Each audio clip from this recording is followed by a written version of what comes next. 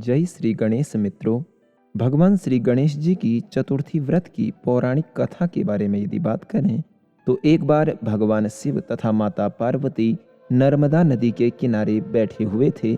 वहां माता पार्वती ने भगवान शिव से समय व्यतीत करने के लिए चौपड़ खेलने को कहा।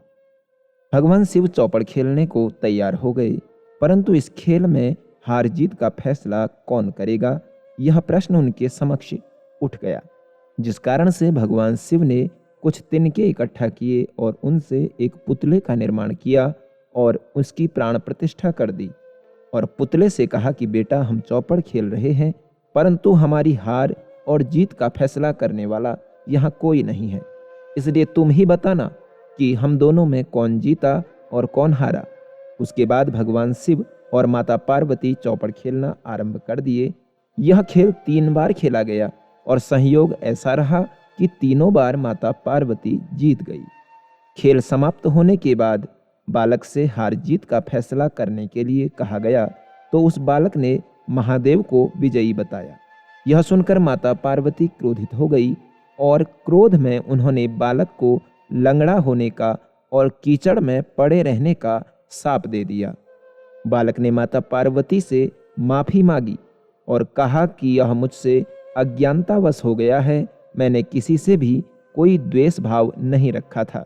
जब बालक ने क्षमा मांगी तो माता पार्वती ने कहा कि चिंता की कोई बात नहीं है, यहाँ गणेश की पूजा करने के लिए नाग कन्याएं आएंगी और नाग कन्याओं के कथनानुसार तुम गणेश जी का यह चतुर्थी व्रत कर लेना, ऐसा करने से तुम मुझे प्राप्त करोगे। यह कहकर माता पार्वती शिवजी के साथ कैलाश पर्वत को चली गई। 1 वर्ष बीता तो उस स्थान पर कुछ नाग कन्याएं आई और नाग कन्याओं से श्री गणेश जी के व्रत के विषय में उस बालक ने पता किया।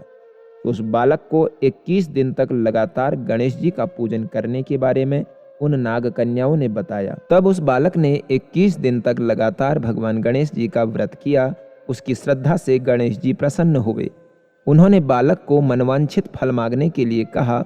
उस बालक ने कहा कि हे विनायक, आपकी इस चतुर्थी के अवसर पर मैंने यह व्रत किया है, इसलिए मुझ में इतनी शक्ति आप दीजिए कि मैं अपने पैरों में चलकर अपने निर्माता माता पिता के साथ में कैलाश पर्वत पहुंच सकूं और जिसे देखकर वो प्रसन्न हो सकें।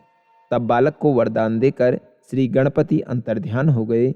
इसके बाद वह बालक कैलाश पर्वत में पहुंच गया और कैलाश पर्वत में पहुंचने पर उसने अपनी सारी कथा भगवान शिव को सुनाई। चौपड़ वाले दिन से माता पार्वती शिवजी से विमुख हो गई थी, अतः देवी के रुष्ट होने पर भगवान शिव ने भी बालक के बताए कथनानुसार 21 दिन तक गणेश जी का पूजन किया। इस व्रत के प्रभाव से माता पार्वती के मन में भगवान शिव के लिए जो नाराजगी थी वो समाप्त हो गई। तब यह व्रत विधि भगवान शिव ने माता पार्वती को बताई।